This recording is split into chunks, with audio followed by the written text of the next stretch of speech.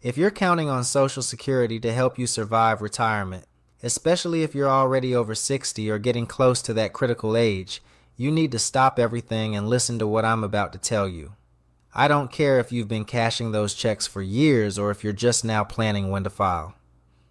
By the end of this video, you're going to know exactly who's most at risk when the system starts changing, and I promise you this, what you hear toward the end is going to shake you even more than that title did.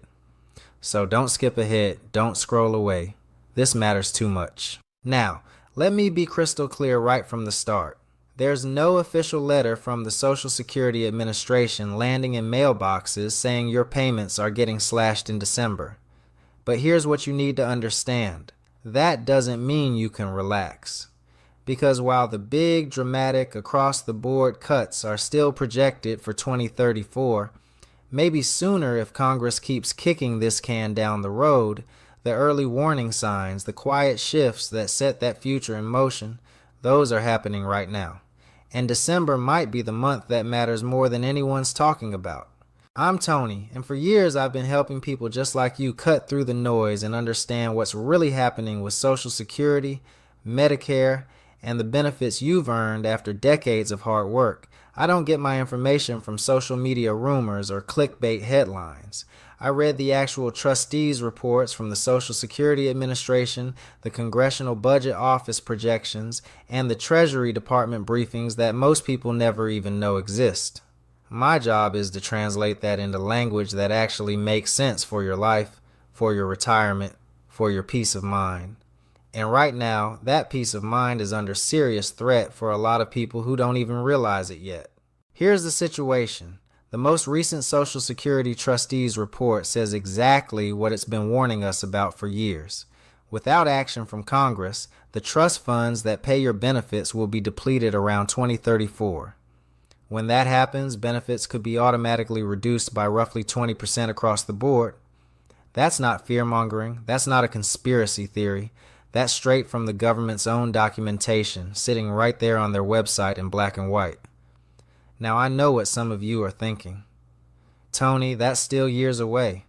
They'll figure it out before then. They always do. And maybe you're right.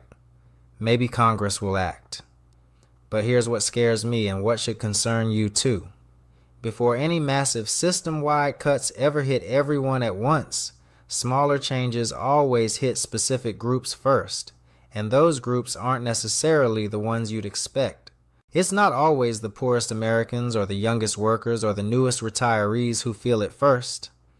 No, often it starts with people who fall through the cracks, people with complicated work histories, people filing for disability benefits, widowed spouses trying to navigate survivor benefits, the groups whose cases require extra review, whose files get flagged for verification, whose payments get delayed for reasons that never quite make the evening news. That's how these things begin.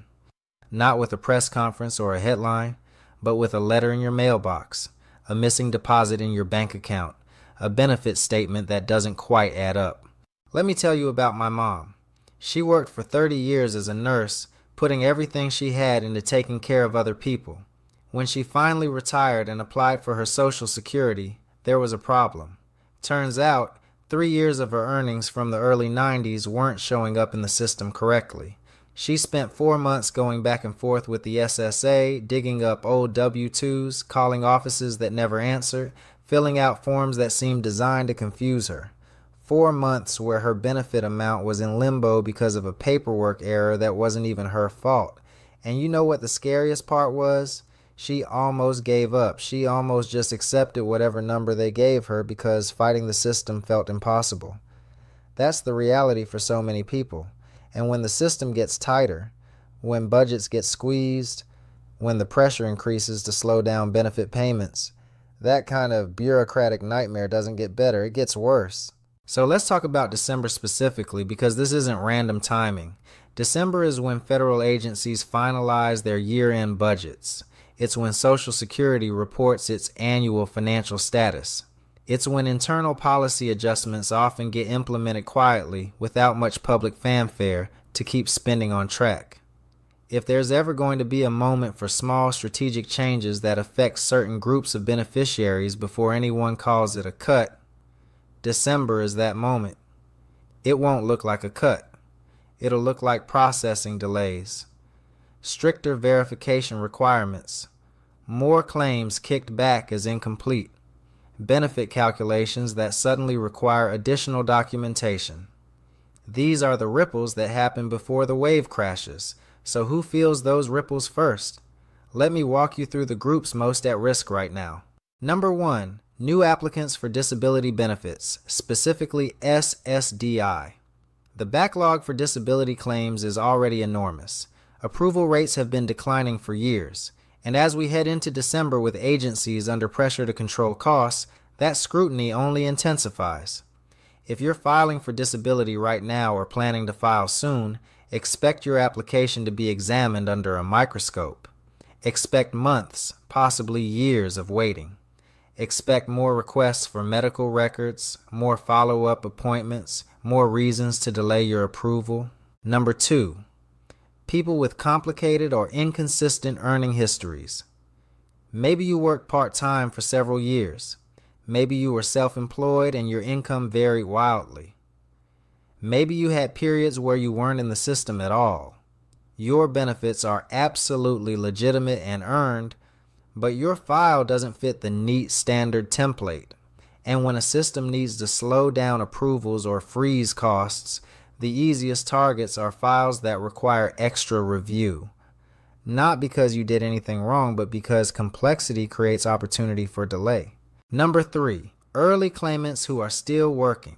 If you claim Social Security before reaching full retirement age and you're still earning income, you already know the rules. Social Security withholds part of your benefit if you exceed the annual earnings limit.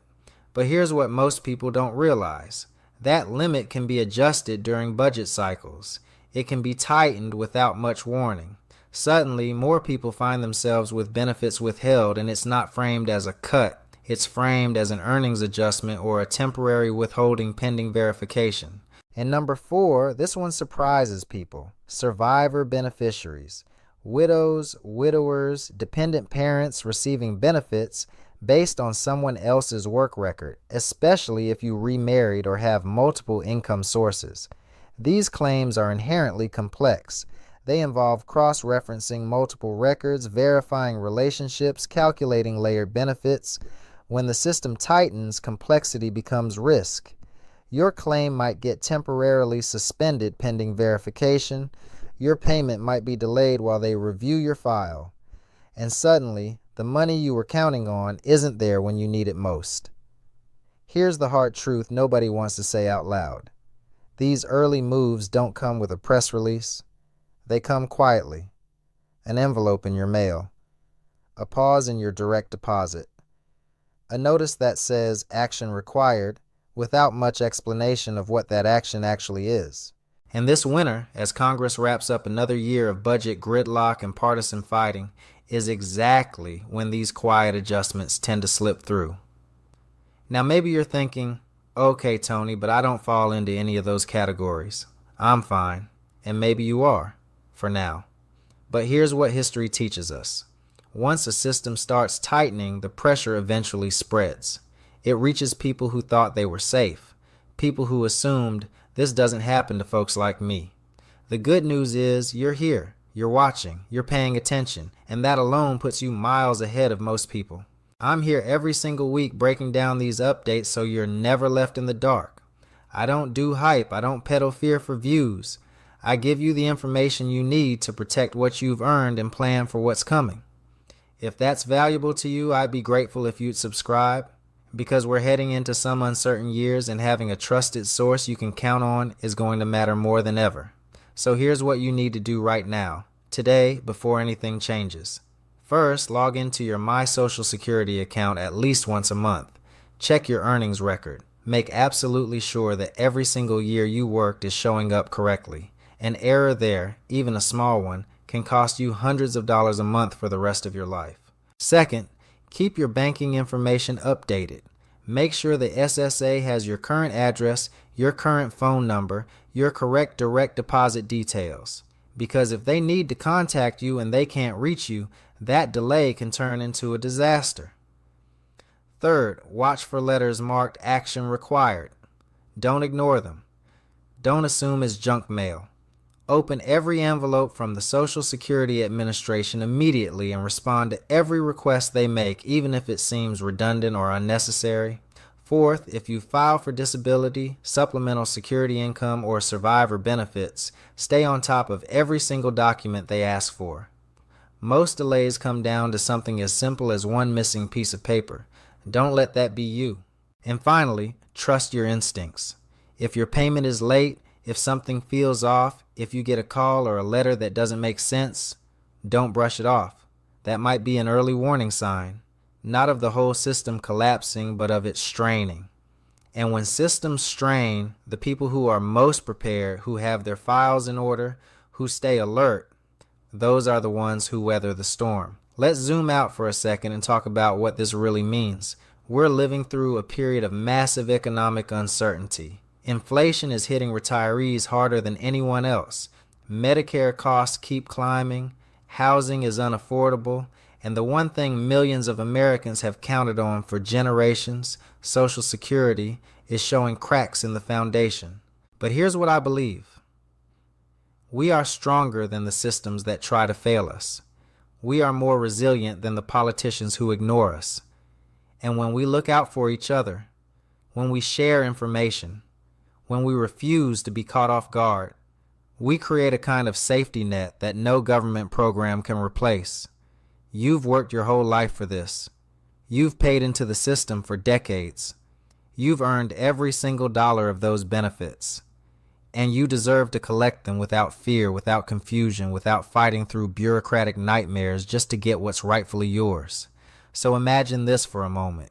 Imagine waking up and checking your account and the money's there, right on time, every month, no surprises, no delays, no letters demanding more paperwork, just the peace of mind that comes from knowing you're okay, that you're taken care of, that the system is working the way it's supposed to. That's not too much to ask. That's not unrealistic. That's what should be the baseline for every person who gave their best years to building this country. We prioritize each other. We stay informed. We stay ready. And we make sure that when the tough moments come, and they will come, we're not facing them alone. Thank you for being here. Thank you for paying attention. And thank you for trusting me to bring you the truth. I'll see you in the next one.